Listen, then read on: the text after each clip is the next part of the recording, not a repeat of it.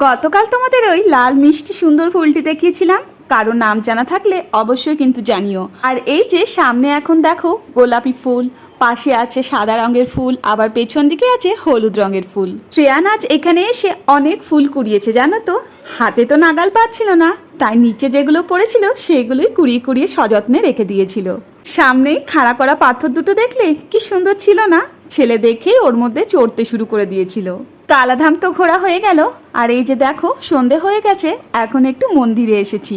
এই মন্দিরটির নাম পঞ্চবটী। এখানে তোমাদের আগেও নিয়ে এসেছি, তবে একদম বাইরে থেকে ভেতর পর্যন্ত পুরো মন্দিরটা ঘুরিয়ে দেখানো হয়নি, তাই ভাবলাম আজ তোমাদের এই সুন্দর মন্দিরটা দর্শন করিয়ে দিই।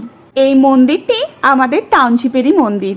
গত 2 বছর হলো নতুন করে মন্দিরটি সংস্করণ করা হয়েছে। ধপধপে সাদা রঙের মার্বেল পাথর দিয়ে তৈরি মন্দিরটিতে কারুকার্য করা আছে অনেক রকমের।